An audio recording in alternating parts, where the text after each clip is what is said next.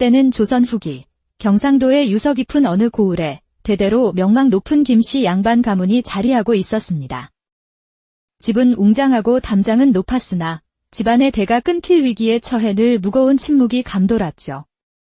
이 가문에는 김진우라는 이름의 외아들이 있었습니다. 도련님이라 불렸지만 그는 태어날 때부터 병약하여 한여름에도 이불을 덮어야 했습니다. 마당 한 바퀴조차 제대로 돌지 못하는 그의 방에서는 늘 쌉쌀한 약 다리는 냄새가 떠나지 않았습니다. 그런 진우의 곁에는 그와 동갑내기인 머슴 만덕이가 있었습니다.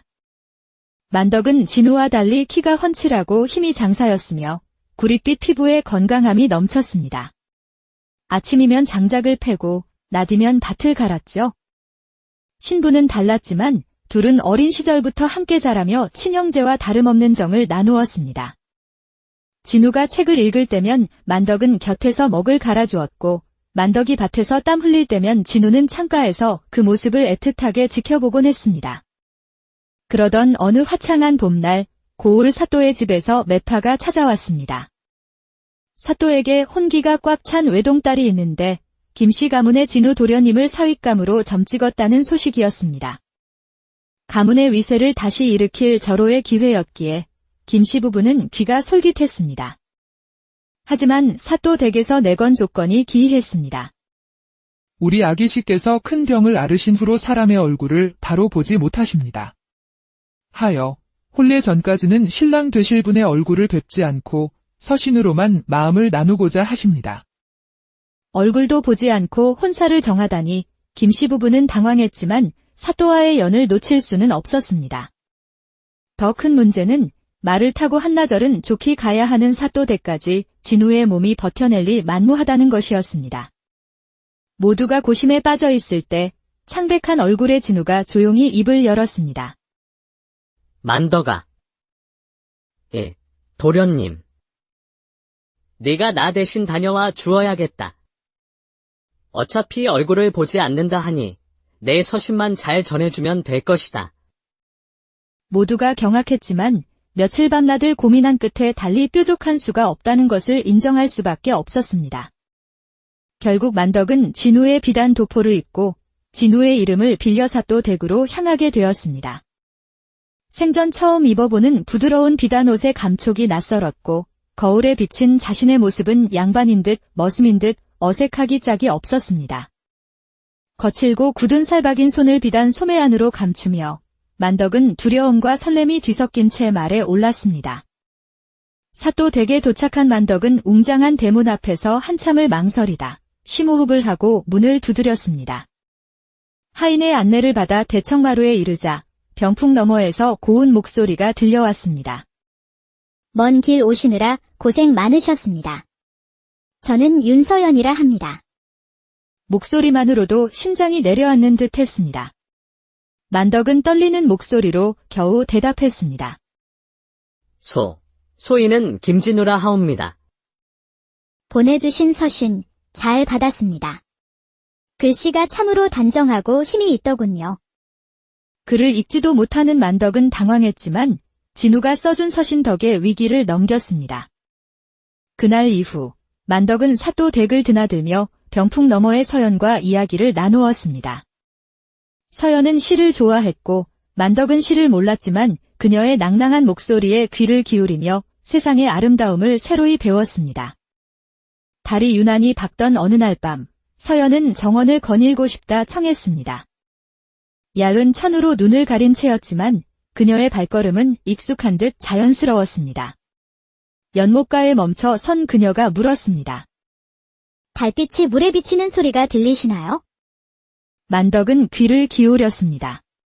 물소리, 바람소리, 멀리서 들려오는 풀벌레 소리. 물결이 이는 소리가 참으로 곱게 들립니다.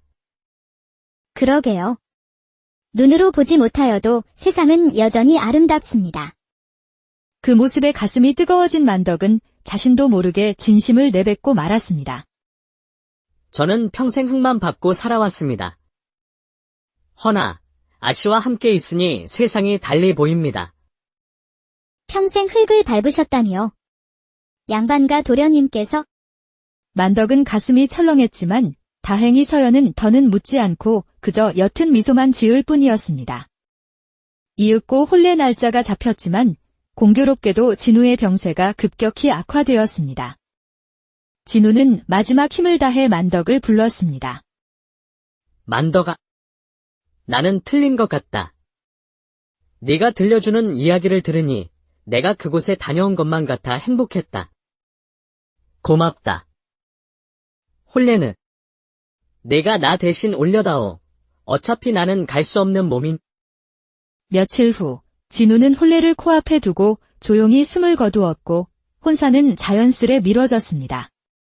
김씨 어른들은 만덕에게 명했습니다. 사또 댁에 가서 도련님께서 돌아가셨다고 전하여라. 무거운 발걸음으로 사또 댁을 다시 찾은 만덕은 서연에게 비보를 전했습니다. 도련님께서 돌아가셨습니다. 한동안 침묵하던 서연이 조용히 물었습니다. 그렇다면 그간 저와 시를 읊고 달빛 아래를 거닐었던 분은 누구였지요? 만덕은 아무 대답도 할 수 없었습니다. 며칠 뒤 서연은 하인을 보내 김씨 가문을 찾았고 만덕을 대면하기를 청했습니다. 당신이었군요. 그날 저와 마음을 나누었던 이가. 소인은 만덕이라 하옵니다. 이 집의 머슴이옵니다. 머슴이라. 그래서 흙을 밟고 사셨다 하셨군요. 모든 사실을 알게 된 김씨 가문은 경로했고 감히 양반 행세를 하며 가문을 속인 죄로 만덕에게 곤장 50대와 추방령을 내렸습니다. 그날 밤 피투성이가 되어 헛간에 쓰러져 있던 만덕에게 서연이 찾아왔습니다. 일어나세요. 저를 속인 죄는 크나 저는 당신의 거짓이 아닌 진심을 기억합니다. 저는 당신이 보여준 그 마음을 사랑했습니다. 저와 함께 가시겠습니까? 하지만 소인은 머슴이옵니다. 아씨께서 살아오신 세상과는 너무나 다른 곳입니다. 알고 있습니다. 허나 저는 눈이 아닌 마음으로 세상을 봅니다. 당신의 목소리는 진실했고 당신의 손은 따뜻했습니다. 며칠 후 아버지의 극심한 반대를 무릅쓰고 서연은 정말로 집을 나왔습니다. 두 사람은 고을 외곽에 버려진 초가집에 새 보금자리를 꾸렸습니다. 만덕은 지붕을 고치고 벽을 메웠고 서연은 눈이 보이지 않음에도 손끝의 감각으로 집안을 정돈했습니다. 촛불 하나에 의지한 첫날 밤 만덕이 물었습니다. 후회하지 않으시겠습니까? 후회는 선택하지 않았을 때 하는 것입니다. 저는 당신과 함께 살기로 선택했습니다. 거칠고 굳은 살 박인 손과 부드럽고 가는 손이 맞닿았습니다. 세상은 그들을 인정하지 않았지만 둘은 서로를 인정했고 그것으로 충분했습니다. 다음 날부터 두 사람의 새로운 삶이 시작되었습니다. 만덕은 장터에 나가 닥치는 대로 일을 했고 그의 성실함은 금세 입소문이 났습니다. 서연 또한 고운 글씨 솜씨로 마을 안악들의 편지나 혼서지를 대필해주며 살림의 보탬이 되었습니다. 돈을 조금씩 모은 어느 날 만덕이 제안했습니다. 마을 어귀에 버려진 땅을 사서 정미소를 세우면 어떨까 합니다. 좋은 생각입니다. 함께 해봅시다. 두 사람은 땀 흘려번 돈으로 땅을 사고 손수 정미소를 지었습니다. 만덕의 정미소는 정직한 솜씨로 번창했고 두 사람의 살림은 점차 안정을 찾아갔습니다. 그러던 어느 날 서연의 아버지 윤사또가 부정부패로 파직되어 귀양을 가게 되었다는 소식이 들려왔습니다. 아버지를 뵙고 싶습니다. 두 사람은 귀양길에 오른 사또를 몰래 찾아가 음식을 건넸지만 이내 관졸에게 발각되고 말았습니다. 귀양 가는 죄인에게 물건을 건네는 것은 국법으로 금지되어 있다. 이들을 당장 하옥하라. 서연이 관비로 끌려갈 위기에 처하자 만덕이 앞으로 나섰습니다. 소인이 모두 꾸민 일이옵니다. 제 아내는 아무런 잘못이 없습니다. 결국 두 사람은 함께 옥에 갇혔고 다음 날 재판이 열렸습니다. 마침 인근 고을을 순시하던 청렴한 판관 박영수가 이 소식을 듣고 재판에 참석했습니다. 내 이름이 만덕이냐? 어찌 머슴의 신분으로 사또의 딸과 혼인을 하였느냐? 만덕은 모든 것을 사실대로 고했습니다. 판관은 조용히 듣고 있다가 서연에게 물었습니다. 너는 어찌 머슴과 함께 살기로 하였느냐? 소녀는 눈으로 사람을 보지 못하나 마음으로 사람을 봅니다. 이 사람은 진실한 사람입니다. 판관은 고개를 끄덕이고는 큰 소리로 판결을 내렸습니다. 신분은 하늘이 정하나 사람됨은 스스로 세우는 것이다. 이 자의 마음에 진심이 있으니 무죄로 방면하라. 풀려난 두 사람은 판관에게 큰 절을 올렸습니다. 잊지 말 거라. 사람은 신분이 아닌 그의 말과 행동으로 기억되는 법이다. 그날 이후 사람들은 두 사람을 신실한 부부라며 존중했고 정미소는 더욱 번창했습니다. 몇 년이 흐른 어느 날 만덕은 장터에서 믿을 수 없는 사람과 마주쳤습니다. 만덕이냐? 나를 모르겠느냐? 나 진우다. 죽은 줄 알았던 진우 도련님이었습니다. 그는 한 스님의 도움으로 목숨을 건져 절에서 요양해 건강을 되찾았다고 했습니다. 도련님. 소인은 도련님을 속였습니다. 용서받을 수 없는 죄를 미안해하지 마라. 나는 너를 원망한 적 없다. 네가 내 자리를 대신한 것이 아니라 처음으로 너의 삶을 산 것이 아니냐. 진우의 용서에 만덕은 가슴속 깊이 맺혔던 응어리가 풀리는 것을 느꼈습니다. 며칠 후 진우는 두 사람의 초가집을 찾아왔습니다. 그대 둘을 보며 나는 배웠다. 진정한 사랑과 진심이 무엇인지. 나는 양반으로 태어났지만 한 번도 진정으로 살아본 적이 없었다. 그는 품에서 땅 문서를 꺼내며 물려주려 했지만 만덕과 서연은 정중히 거절했습니다. 저희는 지금의 삶으로 이미 충분하옵니다. 진우는 그들의 모습에 감명받아 마지막 인사를 하고 떠났습니다. 고맙다. 덕분에 나도 이제 내 삶을 살아볼 용기를 얻었다. 세월은 흘러 두 사람의 이야기는 마을의 전설이 되었습니다. 어느덧 노인이 된 두 사람은 마을 어귀에 세워진 작은 비석을 보았습니다. 그곳에는 이렇게 새겨져 있었습니다. 사람은 그 사람의 말과 행동으로 기억됩니다. 신분이란 바람 따라 사라질 뿐. 만덕은 서연에게 그 글꼴을 읽어주었고 두 사람은 서로의 손을 꼭 잡은 채 붉게 물든 노을을 바라보았습니다. 사랑에는 신분이 없고 행복에는 조건이 없다는 것을 그들의 삶이 바로 증명하고 있었습니다. 때는 조선 후기 경상도의 유서 깊은 어느 고을에 대대로 명망 높은 김씨 양반 가문이 자리하고 있었습니다. 집은 웅장하고 담장은 높았으나 집안의 대가 끊길 위기에 처해 늘 무거운 침묵이 감돌았죠. 이 가문에는 김진우라는 이름의 외아들이 있었습니다. 도련님이라 불렸지만 그는 태어날 때부터 병약하여 한여름에도 이불을 덮어야 했습니다. 마당 한 바퀴조차 제대로 돌지 못하는 그의 방에서는 늘 쌉쌀한 약 다리는 냄새가 떠나지 않았습니다. 그런 진우의 곁에는 그와 동갑내기인 머슴 만덕이가 있었습니다. 만덕은 진우와 달리 키가 훤칠하고 힘이 장사였으며 구릿빛 피부에 건강함이 넘쳤습니다. 아침이면 장작을 패고 낮이면 밭을 갈았죠. 신분은 달랐지만 둘은 어린 시절부터 함께 자라며 친형제와 다름없는 정을 나누었습니다. 진우가 책을 읽을 때면 만덕은 곁에서 먹을 갈아주었고 만덕이 밭에서 땀 흘릴 때면 진우는 창가에서 그 모습을 애틋하게 지켜보곤 했습니다. 그러던 어느 화창한 봄날 고을 사또의 집에서 매파가 찾아왔습니다.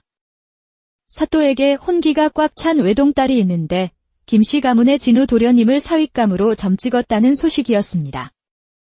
가문의 위세를 다시 일으킬 절호의 기회였기에 김씨 부부는 귀가 솔깃했습니다. 하지만 사또 댁에서 내건 조건이 기이했습니다. 우리 아기씨께서 큰 병을 앓으신 후로 사람의 얼굴을 바로 보지 못하십니다. 하여 혼례 전까지는 신랑 되실 분의 얼굴을 뵙지 않고 서신으로만 마음을 나누고자 하십니다. 얼굴도 보지 않고 혼사를 정하다니 김씨 부부는 당황했지만 사또와의 연을 놓칠 수는 없었습니다. 더 큰 문제는 말을 타고 한나절은 좋게 가야 하는 사또댁까지 진우의 몸이 버텨낼리 만무하다는 것이었습니다. 모두가 고심에 빠져 있을 때 창백한 얼굴의 진우가 조용히 입을 열었습니다. 만덕아. 예, 도련님.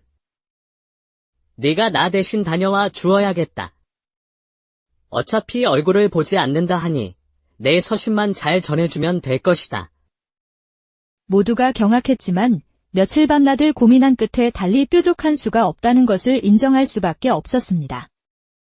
결국 만덕은 진우의 비단 도포를 입고 진우의 이름을 빌려 사또댁으로 향하게 되었습니다. 생전 처음 입어보는 부드러운 비단 옷에 감촉이 낯설었고 거울에 비친 자신의 모습은 양반인 듯 머슴인 듯 어색하기 짝이 없었습니다. 거칠고 굳은 살박인 손을 비단 소매 안으로 감추며 만덕은 두려움과 설렘이 뒤섞인 채 말에 올랐습니다.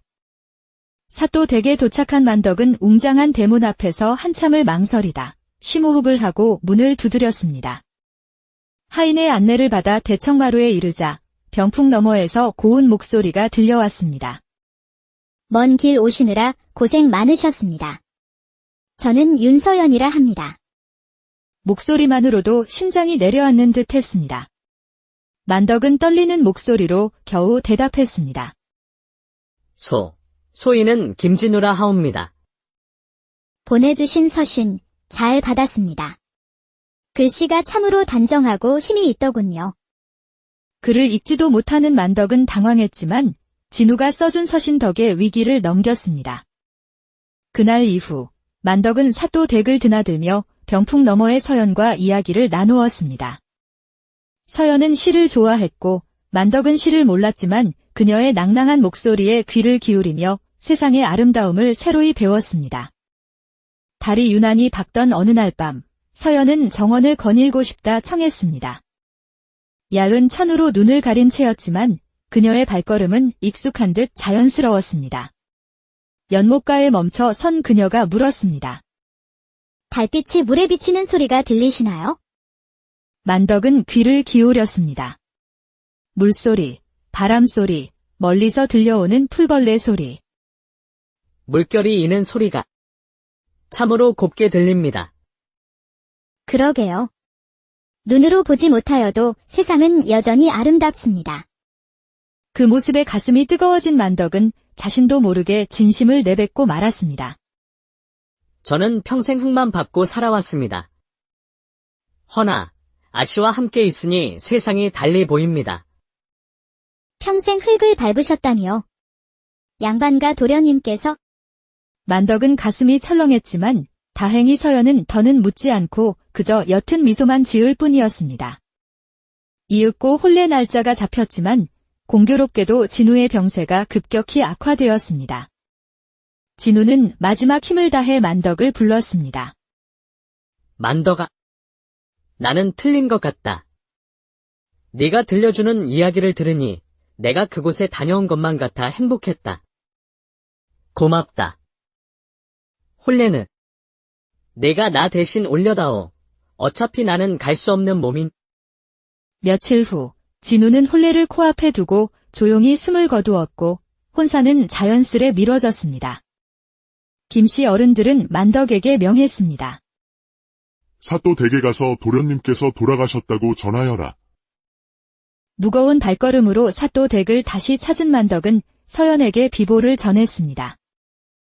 도련님께서 돌아가셨습니다. 한동안 침묵하던 서연이 조용히 물었습니다.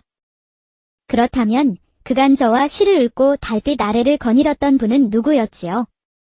만덕은 아무 대답도 할 수 없었습니다.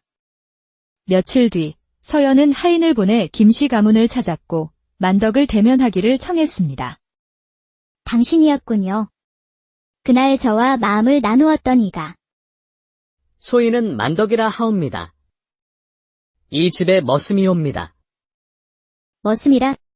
그래서 흙을 밟고 사셨다 하셨군요. 모든 사실을 알게 된 김씨 가문은 경로했고 감히 양반 행세를 하며 가문을 속인 죄로 만덕에게 곤장 50대와 추방령을 내렸습니다. 그날 밤 피투성이가 되어 헛간에 쓰러져 있던 만덕에게 서연이 찾아왔습니다. 일어나세요. 저를 속인 죄는 크나 저는 당신의 거짓이 아닌 진심을 기억합니다. 저는 당신이 보여준 그 마음을 사랑했습니다. 저와 함께 가시겠습니까? 하지만 소희는 머슴이옵니다. 아씨께서 살아오신 세상과는 너무나 다른 곳입니다. 알고 있습니다. 허나 저는 눈이 아닌 마음으로 세상을 봅니다. 당신의 목소리는 진실했고 당신의 손은 따뜻했습니다. 며칠 후 아버지의 극심한 반대를 무릅쓰고 서연은 정말로 집을 나왔습니다. 두 사람은 고을 외곽에 버려진 초가집에 새 보금자리를 꾸렸습니다. 만덕은 지붕을 고치고 벽을 메웠고 서연은 눈이 보이지 않음에도 손끝의 감각으로 집안을 정돈했습니다. 촛불 하나에 의지한 첫날 밤, 만덕이 물었습니다. 후회하지 않으시겠습니까? 후회는 선택하지 않았을 때 하는 것입니다. 저는 당신과 함께 살기로 선택했습니다. 거칠고 굳은 살 박인 손과 부드럽고 가는 손이 맞닿았습니다. 세상은 그들을 인정하지 않았지만 둘은 서로를 인정했고 그것으로 충분했습니다. 다음 날부터 두 사람의 새로운 삶이 시작되었습니다. 만덕은 장터에 나가 닥치는 대로 일을 했고 그의 성실함은 금세 입소문이 났습니다. 서연 또한 고운 글씨 솜씨로 마을 안악들의 편지나 혼서지를 대필해주며 살림의 보탬이 되었습니다. 돈을 조금씩 모은 어느 날 만덕이 제안했습니다. 마을 어귀에 버려진 땅을 사서 정미소를 세우면 어떨까 합니다. 좋은 생각입니다. 함께 해봅시다. 두 사람은 땀 흘려번 돈으로 땅을 사고 손수 정미소를 지었습니다. 만덕의 정미소는 정직한 솜씨로 번창했고 두 사람의 살림은 점차 안정을 찾아갔습니다. 그러던 어느 날 서연의 아버지 윤사또가 부정부패로 파직되어 귀양을 가게 되었다는 소식이 들려왔습니다. 아버지를 뵙고 싶습니다. 두 사람은 귀양길에 오른 사또를 몰래 찾아가 음식을 건넸지만 이내 관졸에게 발각되고 말았습니다. 귀양 가는 죄인에게 물건을 건네는 것은 국법으로 금지되어 있다. 이들을 당장 하옥하라. 서연이 관비로 끌려갈 위기에 처하자 만덕이 앞으로 나섰습니다. 소인이 모두 꾸민 일이옵니다. 제 아내는 아무런 잘못이 없습니다.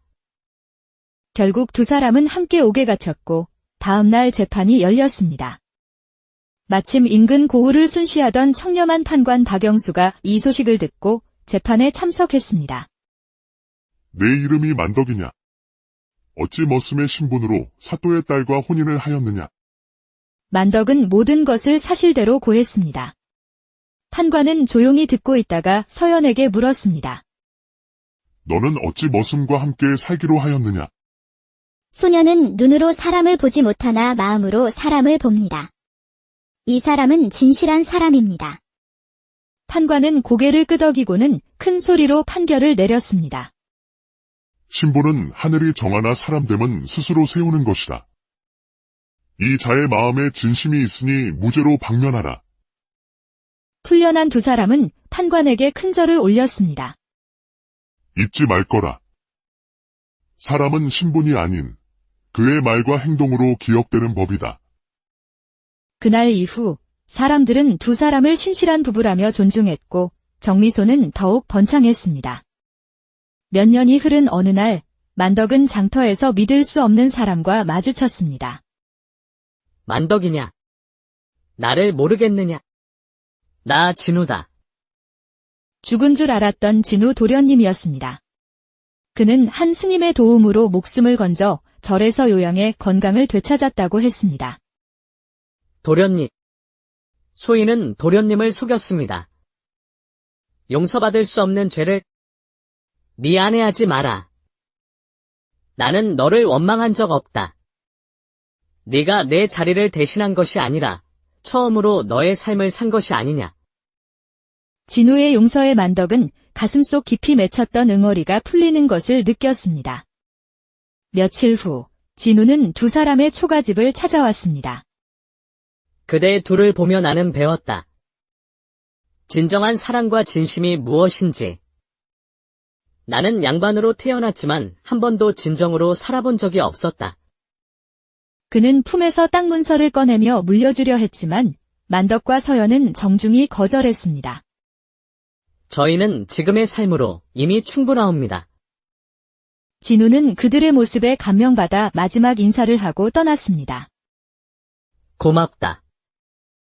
덕분에 나도 이제 내 삶을 살아볼 용기를 얻었다. 세월은 흘러 두 사람의 이야기는 마을의 전설이 되었습니다. 어느덧 노인이 된 두 사람은 마을 어귀에 세워진 작은 비석을 보았습니다. 그곳에는 이렇게 새겨져 있었습니다. 사람은 그 사람의 말과 행동으로 기억됩니다. 신분이란 바람 따라 사라질 뿐. 만덕은 서연에게 그 글꼴을 읽어주었고 두 사람은 서로의 손을 꼭 잡은 채 붉게 물든 노을을 바라보았습니다. 사랑에는 신분이 없고 행복에는 조건이 없다는 것을 그들의 삶이 바로 증명하고 있었습니다. 때는 조선 후기, 경상도의 유서 깊은 어느 고을에 대대로 명망 높은 김씨 양반 가문이 자리하고 있었습니다. 집은 웅장하고 담장은 높았으나 집안의 대가 끊길 위기에 처해 늘 무거운 침묵이 감돌았죠. 이 가문에는 김진우라는 이름의 외아들이 있었습니다. 도련님이라 불렸지만 그는 태어날 때부터 병약하여 한여름에도 이불을 덮어야 했습니다. 마당 한 바퀴조차 제대로 돌지 못하는 그의 방에서는 늘 쌉쌀한 약 다리는 냄새가 떠나지 않았습니다. 그런 진우의 곁에는 그와 동갑내기인 머슴 만덕이가 있었습니다. 만덕은 진우와 달리 키가 훤칠하고 힘이 장사였으며 구릿빛 피부에 건강함이 넘쳤습니다. 아침이면 장작을 패고 낮이면 밭을 갈았죠. 신분은 달랐지만 둘은 어린 시절부터 함께 자라며 친형제와 다름없는 정을 나누었습니다. 진우가 책을 읽을 때면 만덕은 곁에서 먹을 갈아주었고 만덕이 밭에서 땀 흘릴 때면 진우는 창가에서 그 모습을 애틋하게 지켜보곤 했습니다. 그러던 어느 화창한 봄날 고을 사또의 집에서 매파가 찾아왔습니다. 사또에게 혼기가 꽉 찬 외동딸이 있는데 김씨 가문의 진우 도련님을 사윗감으로 점찍었다는 소식이었습니다. 가문의 위세를 다시 일으킬 절호의 기회였기에 김씨 부부는 귀가 솔깃했습니다. 하지만 사또 댁에서 내건 조건이 기이했습니다. 우리 아기씨께서 큰 병을 앓으신 후로 사람의 얼굴을 바로 보지 못하십니다.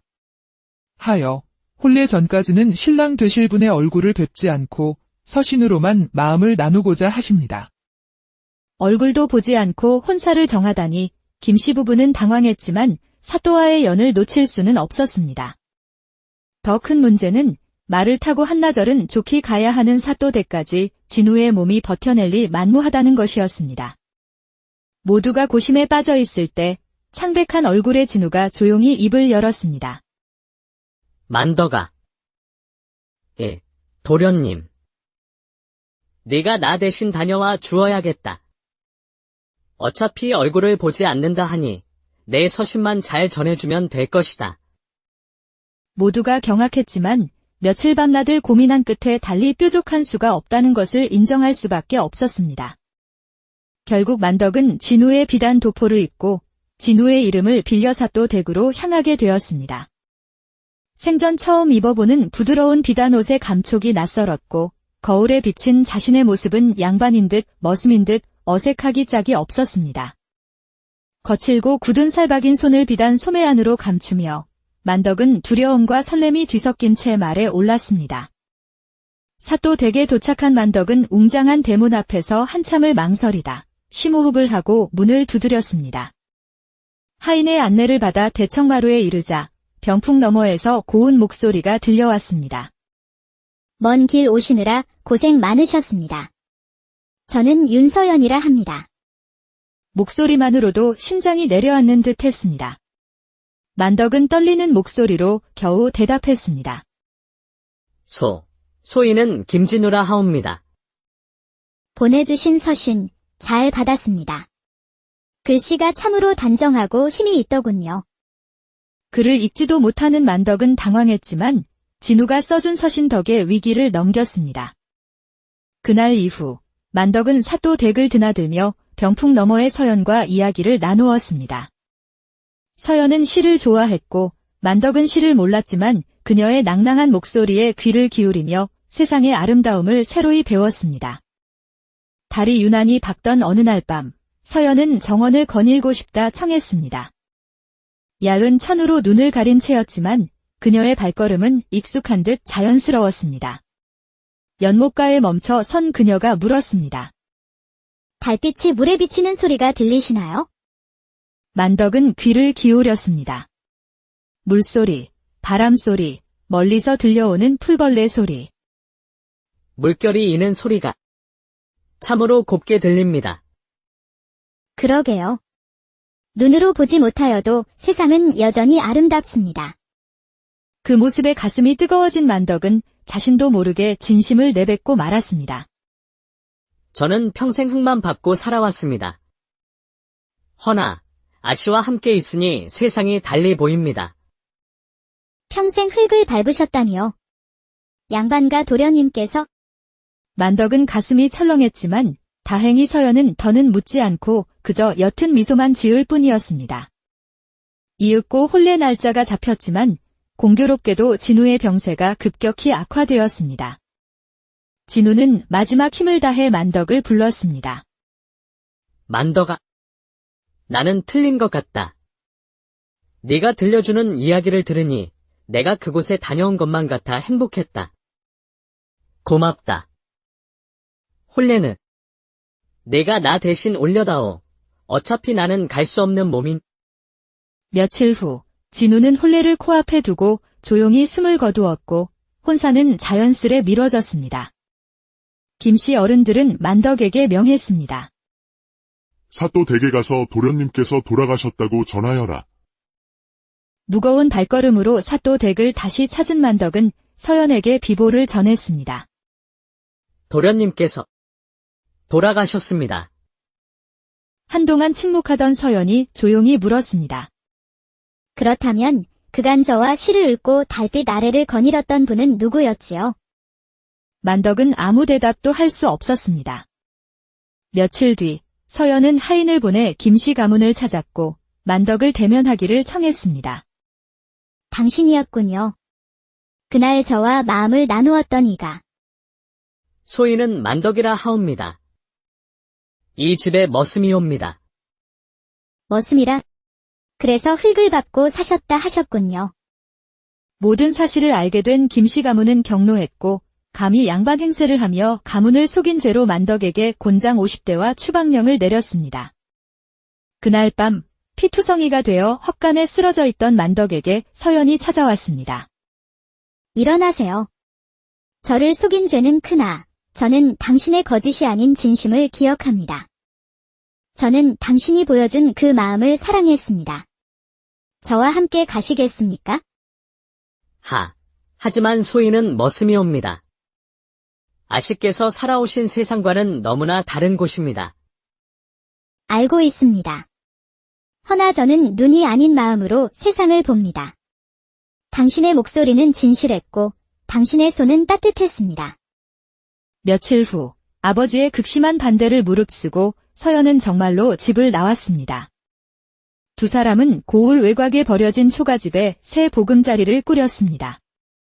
만덕은 지붕을 고치고 벽을 메웠고 서연은 눈이 보이지 않음에도 손끝의 감각으로 집안을 정돈했습니다. 촛불 하나에 의지한 첫날 밤, 만덕이 물었습니다. 후회하지 않으시겠습니까? 후회는 선택하지 않았을 때 하는 것입니다. 저는 당신과 함께 살기로 선택했습니다.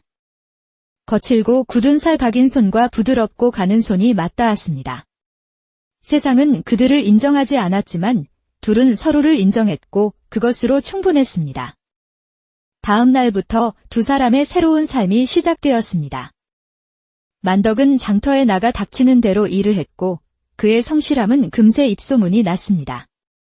서연 또한 고운 글씨 솜씨로 마을 안악들의 편지나 혼서지를 대필해주며 살림의 보탬이 되었습니다. 돈을 조금씩 모은 어느 날 만덕이 제안했습니다. 마을 어귀에 버려진 땅을 사서 정미소를 세우면 어떨까 합니다. 좋은 생각입니다. 함께 해봅시다. 두 사람은 땀 흘려번 돈으로 땅을 사고 손수 정미소를 지었습니다. 만덕의 정미소는 정직한 솜씨로 번창했고 두 사람의 살림은 점차 안정을 찾아갔습니다. 그러던 어느 날 서연의 아버지 윤사또가 부정부패로 파직되어 귀양을 가게 되었다는 소식이 들려왔습니다. 아버지를 뵙고 싶습니다. 두 사람은 귀양길에 오른 사또를 몰래 찾아가 음식을 건넸지만 이내 관졸에게 발각되고 말았습니다. 귀양 가는 죄인에게 물건을 건네는 것은 국법으로 금지되어 있다. 이들을 당장 하옥하라. 서연이 관비로 끌려갈 위기에 처하자 만덕이 앞으로 나섰습니다. 소인이 모두 꾸민 일이옵니다. 제 아내는 아무런 잘못이 없습니다. 결국 두 사람은 함께 옥에 갇혔고 다음 날 재판이 열렸습니다. 마침 인근 고을을 순시하던 청렴한 판관 박영수가 이 소식을 듣고 재판에 참석했습니다. 내 이름이 만덕이냐? 어찌 머슴의 신분으로 사또의 딸과 혼인을 하였느냐? 만덕은 모든 것을 사실대로 고했습니다. 판관은 조용히 듣고 있다가 서연에게 물었습니다. 너는 어찌 머슴과 함께 살기로 하였느냐? 소녀는 눈으로 사람을 보지 못하나 마음으로 사람을 봅니다. 이 사람은 진실한 사람입니다. 판관은 고개를 끄덕이고는 큰 소리로 판결을 내렸습니다. 신분은 하늘이 정하나 사람됨은 스스로 세우는 것이다. 이 자의 마음에 진심이 있으니 무죄로 방면하라. 풀려난 두 사람은 판관에게 큰 절을 올렸습니다. 잊지 말 거라. 사람은 신분이 아닌 그의 말과 행동으로 기억되는 법이다. 그날 이후 사람들은 두 사람을 신실한 부부라며 존중했고 정미소는 더욱 번창했습니다. 몇 년이 흐른 어느 날 만덕은 장터에서 믿을 수 없는 사람과 마주쳤습니다. 만덕이냐? 나를 모르겠느냐? 나 진우다. 죽은 줄 알았던 진우 도련님이었습니다. 그는 한 스님의 도움으로 목숨을 건져 절에서 요양해 건강을 되찾았다고 했습니다. 도련님. 소인은 도련님을 속였습니다. 용서받을 수 없는 죄를 미안해하지 마라. 나는 너를 원망한 적 없다. 네가 내 자리를 대신한 것이 아니라 처음으로 너의 삶을 산 것이 아니냐. 진우의 용서에 만덕은 가슴속 깊이 맺혔던 응어리가 풀리는 것을 느꼈습니다. 며칠 후 진우는 두 사람의 초가집을 찾아왔습니다. 그대 둘을 보며 나는 배웠다. 진정한 사랑과 진심이 무엇인지. 나는 양반으로 태어났지만 한 번도 진정으로 살아본 적이 없었다. 그는 품에서 땅 문서를 꺼내며 물려주려 했지만 만덕과 서연은 정중히 거절했습니다. 저희는 지금의 삶으로 이미 충분하옵니다. 진우는 그들의 모습에 감명받아 마지막 인사를 하고 떠났습니다. 고맙다. 덕분에 나도 이제 내 삶을 살아볼 용기를 얻었다. 세월은 흘러 두 사람의 이야기는 마을의 전설이 되었습니다. 어느덧 노인이 된 두 사람은 마을 어귀에 세워진 작은 비석을 보았습니다. 그곳에는 이렇게 새겨져 있었습니다. 사람은 그 사람의 말과 행동으로 기억됩니다. 신분이란 바람 따라 사라질 뿐. 만덕은 서연에게 그 글꼴을 읽어주었고 두 사람은 서로의 손을 꼭 잡은 채 붉게 물든 노을을 바라보았습니다. 사랑에는 신분이 없고 행복에는 조건이 없다는 것을 그들의 삶이 바로 증명하고 있었습니다. 때는 조선 후기 경상도의 유서 깊은 어느 고을에 대대로 명망 높은 김씨 양반 가문이 자리하고 있었습니다. 집은 웅장하고 담장은 높았으나 집안의 대가 끊길 위기에 처해 늘 무거운 침묵이 감돌았죠. 이 가문에는 김진우라는 이름의 외아들이 있었습니다. 도련님이라 불렸지만 그는 태어날 때부터 병약하여 한여름에도 이불을 덮어야 했습니다.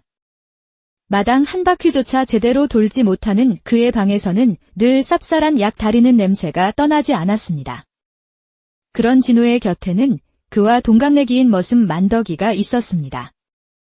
만덕은 진우와 달리 키가 훤칠하고 힘이 장사였으며 구릿빛 피부에 건강함이 넘쳤습니다. 아침이면 장작을 패고 낮이면 밭을 갈았죠. 신분은 달랐지만 둘은 어린 시절부터 함께 자라며 친형제와 다름없는 정을 나누었습니다. 진우가 책을 읽을 때면 만덕은 곁에서 먹을 갈아주었고 만덕이 밭에서 땀 흘릴 때면 진우는 창가에서 그 모습을 애틋하게 지켜보곤 했습니다. 그러던 어느 화창한 봄날 고을 사또의 집에서 매파가 찾아왔습니다. 사또에게 혼기가 꽉 찬 외동딸이 있는데 김씨 가문의 진우 도련님을 사윗감으로 점찍었다는 소식이었습니다. 가문의 위세를 다시 일으킬 절호의 기회였기에 김씨 부부는 귀가 솔깃했습니다.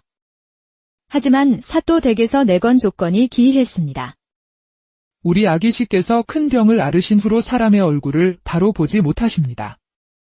하여 혼례 전까지는 신랑 되실 분의 얼굴을 뵙지 않고 서신으로만 마음을 나누고자 하십니다. 얼굴도 보지 않고 혼사를 정하다니 김씨 부부는 당황했지만 사또와의 연을 놓칠 수는 없었습니다. 더 큰 문제는 말을 타고 한나절은 좋게 가야 하는 사또 댁까지 진우의 몸이 버텨낼 리 만무하다는 것이었습니다. 모두가 고심에 빠져 있을 때 창백한 얼굴의 진우가 조용히 입을 열었습니다. 만덕아. 예, 도련님. 네가 나 대신 다녀와 주어야겠다.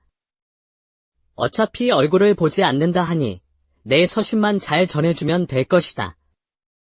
모두가 경악했지만 며칠 밤낮을 고민한 끝에 달리 뾰족한 수가 없다는 것을 인정할 수밖에 없었습니다. 결국 만덕은 진우의 비단 도포를 입고 진우의 이름을 빌려 사또 댁으로 향하게 되었습니다. 생전 처음 입어보는 부드러운 비단 옷의 감촉이 낯설었고 거울에 비친 자신의 모습은 양반인 듯 머슴인 듯 어색하기 짝이 없었습니다. 거칠고 굳은 살박인 손을 비단 소매 안으로 감추며 만덕은 두려움과 설렘이 뒤섞인 채 말에 올랐습니다.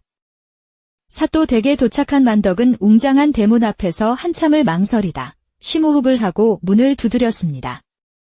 하인의 안내를 받아 대청마루에 이르자 병풍 너머에서 고운 목소리가 들려왔습니다. 먼 길 오시느라 고생 많으셨습니다. 저는 윤서연이라 합니다. 목소리만으로도 심장이 내려앉는 듯 했습니다. 만덕은 떨리는 목소리로 겨우 대답했습니다.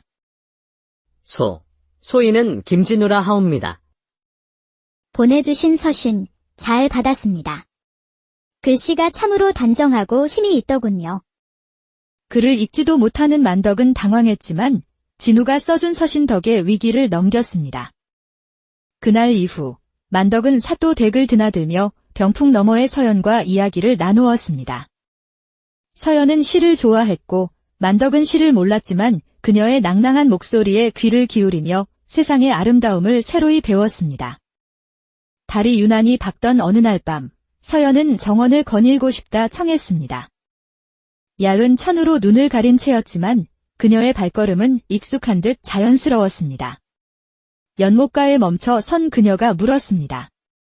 달빛이 물에 비치는 소리가 들리시나요? 만덕은 귀를 기울였습니다. 물소리, 바람소리, 멀리서 들려오는 풀벌레 소리. 물결이 이는 소리가 참으로 곱게 들립니다. 그러게요. 눈으로 보지 못하여도 세상은 여전히 아름답습니다. 그 모습에 가슴이 뜨거워진 만덕은 자신도 모르게 진심을 내뱉고 말았습니다. 저는 평생 흙만 밟고 살아왔습니다. 허나 아씨와 함께 있으니 세상이 달리 보입니다. 평생 흙을 밟으셨다니요. 양반가 도련님께서 만덕은 가슴이 철렁했지만 다행히 서연은 더는 묻지 않고 그저 옅은 미소만 지을 뿐이었습니다. 이윽고 혼례 날짜가 잡혔지만 공교롭게도 진우의 병세가 급격히 악화되었습니다. 진우는 마지막 힘을 다해 만덕을 불렀습니다. 만덕아, 나는 틀린 것 같다. 네가 들려주는 이야기를 들으니 내가 그곳에 다녀온 것만 같아 행복했다. 고맙다. 혼례는 네가 나 대신 올려다오. 어차피 나는 갈 수 없는 몸인. 며칠 후 진우는 혼례를 코앞에 두고 조용히 숨을 거두었고 혼사는 자연스레 미뤄졌습니다. 김씨 어른들은 만덕에게 명했습니다. 사또 댁에 가서 도련님께서 돌아가셨다고 전하여라. 무거운 발걸음으로 사또 댁을 다시 찾은 만덕은 서연에게 비보를 전했습니다. 도련님께서 돌아가셨습니다. 한동안 침묵하던 서연이 조용히 물었습니다. 그렇다면 그간 저와 시를 읽고 달빛 아래를 거닐었던 분은 누구였지요? 만덕은 아무 대답도 할 수 없었습니다. 며칠 뒤 서연은 하인을 보내 김씨 가문을 찾았고 만덕을 대면하기를 청했습니다. 당신이었군요. 그날 저와 마음을 나누었던 이가. 소인은 만덕이라 하옵니다. 이 집의 머슴이옵니다. 머슴이라. 그래서 흙을 밟고 사셨다 하셨군요. 모든 사실을 알게 된 김씨 가문은 경로했고 감히 양반 행세를 하며 가문을 속인 죄로 만덕에게 곤장 50대와 추방령을 내렸습니다. 그날 밤 피투성이가 되어 헛간에 쓰러져 있던 만덕에게 서연이 찾아왔습니다. 일어나세요. 저를 속인 죄는 크나 저는 당신의 거짓이 아닌 진심을 기억합니다. 저는 당신이 보여준 그 마음을 사랑했습니다. 저와 함께 가시겠습니까? 하지만 소인은 머슴이옵니다. 아씨께서 살아오신 세상과는 너무나 다른 곳입니다. 알고 있습니다. 허나 저는 눈이 아닌 마음으로 세상을 봅니다. 당신의 목소리는 진실했고 당신의 손은 따뜻했습니다. 며칠 후 아버지의 극심한 반대를 무릅쓰고 서연은 정말로 집을 나왔습니다. 두 사람은 고을 외곽에 버려진 초가집에 새 보금자리를 꾸렸습니다. 만덕은 지붕을 고치고 벽을 메웠고 서연은 눈이 보이지 않음에도 손끝의 감각으로 집안을 정돈했습니다. 촛불 하나에 의지한 첫날 밤, 만덕이 물었습니다. 후회하지 않으시겠습니까? 후회는 선택하지 않았을 때 하는 것입니다. 저는 당신과 함께 살기로 선택했습니다. 거칠고 굳은 살 박인 손과 부드럽고 가는 손이 맞닿았습니다. 세상은 그들을 인정하지 않았지만 둘은 서로를 인정했고 그것으로 충분했습니다. 다음 날부터 두 사람의 새로운 삶이 시작되었습니다. 만덕은 장터에 나가 닥치는 대로 일을 했고 그의 성실함은 금세 입소문이 났습니다. 서연 또한 고운 글씨 솜씨로 마을 안악들의 편지나 혼서지를 대필해주며 살림의 보탬이 되었습니다. 돈을 조금씩 모은 어느 날 만덕이 제안했습니다. 마을 어귀에 버려진 땅을 사서 정미소를 세우면 어떨까 합니다. 좋은 생각입니다. 함께 해봅시다. 두 사람은 땀 흘려번 돈으로 땅을 사고 손수 정미소를 지었습니다. 만덕의 정미소는 정직한 솜씨로 번창했고 두 사람의 살림은 점차 안정을 찾아갔습니다. 그러던 어느 날 서연의 아버지 윤사또가 부정부패로 파직되어 귀양을 가게 되었다는 소식이 들려왔습니다. 아버지를 뵙고 싶습니다. 두 사람은 귀양길에 오른 사또를 몰래 찾아가 음식을 건넸지만 이내 관졸에게 발각되고 말았습니다. 귀양 가는 죄인에게 물건을 건네는 것은 국법으로 금지되어 있다. 이들을 당장 하옥하라. 서연이 관비로 끌려갈 위기에 처하자 만덕이 앞으로 나섰습니다. 소인이 모두 꾸민 일이옵니다. 제 아내는 아무런 잘못이 없습니다. 결국 두 사람은 함께 옥에 갇혔고 다음 날 재판이 열렸습니다. 마침 인근 고을을 순시하던 청렴한 판관 박영수가 이 소식을 듣고 재판에 참석했습니다. 내 이름이 만덕이냐? 어찌 머슴의 신분으로 사또의 딸과 혼인을 하였느냐? 만덕은 모든 것을 사실대로 고했습니다. 판관은 조용히 듣고 있다가 서연에게 물었습니다. 너는 어찌 머슴과 함께 살기로 하였느냐? 소녀는 눈으로 사람을 보지 못하나 마음으로 사람을 봅니다. 이 사람은 진실한 사람입니다. 판관은 고개를 끄덕이고는 큰 소리로 판결을 내렸습니다. 신분은 하늘이 정하나 사람됨은 스스로 세우는 것이다. 이 자의 마음에 진심이 있으니 무죄로 방면하라. 훈련한 두 사람은 판관에게 큰 절을 올렸습니다. 잊지 말 거라. 사람은 신분이 아닌 그의 말과 행동으로 기억되는 법이다. 그날 이후 사람들은 두 사람을 신실한 부부라며 존중했고 정미소는 더욱 번창했습니다. 몇 년이 흐른 어느 날, 만덕은 장터에서 믿을 수 없는 사람과 마주쳤습니다. 만덕이냐? 나를 모르겠느냐? 나 진우다. 죽은 줄 알았던 진우 도련님이었습니다. 그는 한 스님의 도움으로 목숨을 건져 절에서 요양해 건강을 되찾았다고 했습니다. 도련님. 소인은 도련님을 속였습니다. 용서받을 수 없는 죄를 미안해하지 마라. 나는 너를 원망한 적 없다. 네가 내 자리를 대신한 것이 아니라 처음으로 너의 삶을 산 것이 아니냐. 진우의 용서에 만덕은 가슴속 깊이 맺혔던 응어리가 풀리는 것을 느꼈습니다. 며칠 후, 진우는 두 사람의 초가집을 찾아왔습니다. 그대 둘을 보며 나는 배웠다. 진정한 사랑과 진심이 무엇인지. 나는 양반으로 태어났지만 한 번도 진정으로 살아본 적이 없었다. 그는 품에서 땅 문서를 꺼내며 물려주려 했지만 만덕과 서연은 정중히 거절했습니다. 저희는 지금의 삶으로 이미 충분하옵니다. 진우는 그들의 모습에 감명받아 마지막 인사를 하고 떠났습니다. 고맙다. 덕분에 나도 이제 내 삶을 살아볼 용기를 얻었다. 세월은 흘러 두 사람의 이야기는 마을의 전설이 되었습니다. 어느덧 노인이 된 두 사람은 마을 어귀에 세워진 작은 비석을 보았습니다. 그곳에는 이렇게 새겨져 있었습니다. 사람은 그 사람의 말과 행동으로 기억됩니다. 신분이란 바람 따라 사라질 뿐.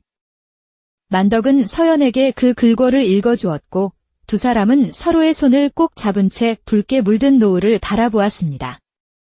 사랑에는 신분이 없고 행복에는 조건이 없다는 것을 그들의 삶이 바로 증명하고 있었습니다. 때는 조선 후기, 경상도의 유서 깊은 어느 고을에 대대로 명망 높은 김씨 양반 가문이 자리하고 있었습니다. 집은 웅장하고 담장은 높았으나 집안의 대가 끊길 위기에 처해 늘 무거운 침묵이 감돌았죠. 이 가문에는 김진우라는 이름의 외아들이 있었습니다. 도련님이라 불렸지만 그는 태어날 때부터 병약하여 한여름에도 이불을 덮어야 했습니다. 마당 한 바퀴조차 제대로 돌지 못하는 그의 방에서는 늘 쌉쌀한 약 다리는 냄새가 떠나지 않았습니다. 그런 진우의 곁에는 그와 동갑내기인 머슴 만덕이가 있었습니다. 만덕은 진우와 달리 키가 훤칠하고 힘이 장사였으며 구릿빛 피부에 건강함이 넘쳤습니다. 아침이면 장작을 패고 낮이면 밭을 갈았죠. 신분은 달랐지만 둘은 어린 시절부터 함께 자라며 친형제와 다름없는 정을 나누었습니다. 진우가 책을 읽을 때면 만덕은 곁에서 먹을 갈아주었고 만덕이 밭에서 땀 흘릴 때면 진우는 창가에서 그 모습을 애틋하게 지켜보곤 했습니다. 그러던 어느 화창한 봄날 고을 사또의 집에서 매파가 찾아왔습니다. 사또에게 혼기가 꽉 찬 외동딸이 있는데 김씨 가문의 진우 도련님을 사윗감으로 점찍었다는 소식이었습니다. 가문의 위세를 다시 일으킬 절호의 기회였기에 김씨 부부는 귀가 솔깃했습니다. 하지만 사또 댁에서 내건 조건이 기이했습니다. 우리 아기씨께서 큰 병을 앓으신 후로 사람의 얼굴을 바로 보지 못하십니다. 하여 혼례 전까지는 신랑 되실 분의 얼굴을 뵙지 않고 서신으로만 마음을 나누고자 하십니다. 얼굴도 보지 않고 혼사를 정하다니 김씨 부부는 당황했지만 사또와의 연을 놓칠 수는 없었습니다. 더 큰 문제는 말을 타고 한나절은 좋게 가야 하는 사또 댁까지 진우의 몸이 버텨낼리 만무하다는 것이었습니다. 모두가 고심에 빠져 있을 때 창백한 얼굴의 진우가 조용히 입을 열었습니다. 만덕아. 예, 도련님. 네가 나 대신 다녀와 주어야겠다. 어차피 얼굴을 보지 않는다 하니 내 서신만 잘 전해주면 될 것이다.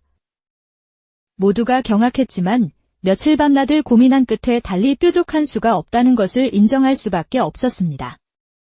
결국 만덕은 진우의 비단 도포를 입고 진우의 이름을 빌려 사또 댁으로 향하게 되었습니다. 생전 처음 입어보는 부드러운 비단 옷의 감촉이 낯설었고 거울에 비친 자신의 모습은 양반인 듯 머슴인 듯 어색하기 짝이 없었습니다. 거칠고 굳은 살박인 손을 비단 소매 안으로 감추며 만덕은 두려움과 설렘이 뒤섞인 채 말에 올랐습니다.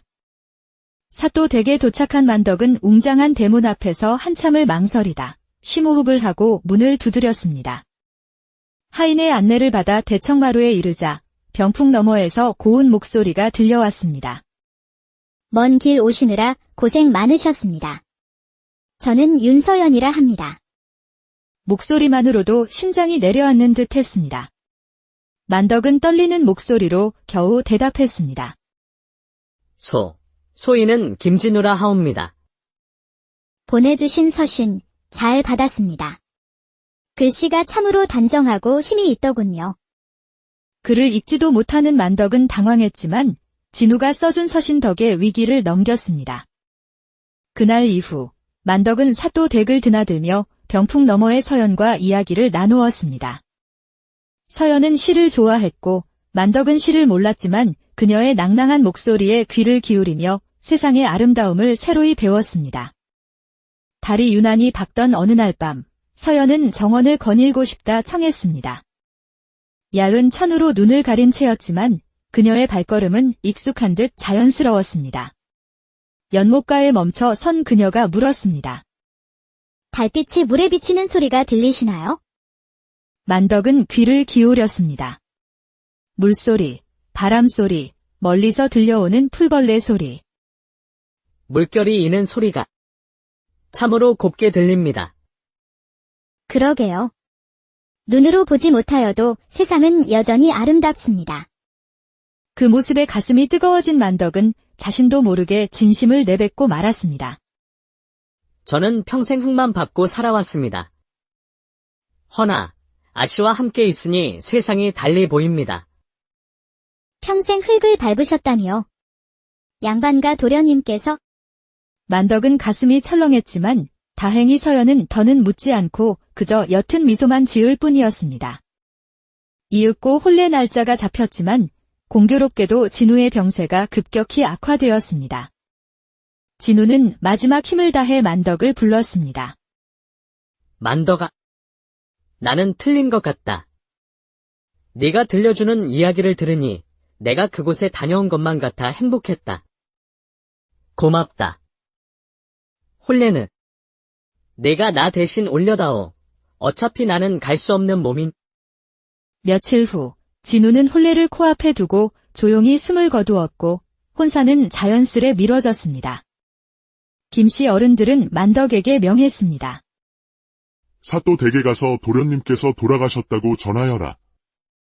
무거운 발걸음으로 사또 댁을 다시 찾은 만덕은 서연에게 비보를 전했습니다. 도련님께서 돌아가셨습니다. 한동안 침묵하던 서연이 조용히 물었습니다. 그렇다면 그간 저와 시를 읽고 달빛 아래를 거닐었던 분은 누구였지요? 만덕은 아무 대답도 할 수 없었습니다. 며칠 뒤 서연은 하인을 보내 김씨 가문을 찾았고 만덕을 대면하기를 청했습니다. 당신이었군요. 그날 저와 마음을 나누었던 이가. 소인은 만덕이라 하옵니다. 이 집의 머슴이옵니다. 머슴이라. 그래서 흙을 밟고 사셨다 하셨군요.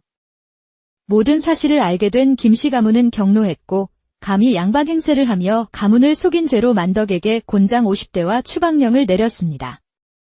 그날 밤 피투성이가 되어 헛간에 쓰러져 있던 만덕에게 서연이 찾아왔습니다. 일어나세요. 저를 속인 죄는 크나 저는 당신의 거짓이 아닌 진심을 기억합니다. 저는 당신이 보여준 그 마음을 사랑했습니다. 저와 함께 가시겠습니까? 하지만 소인은 머슴이옵니다.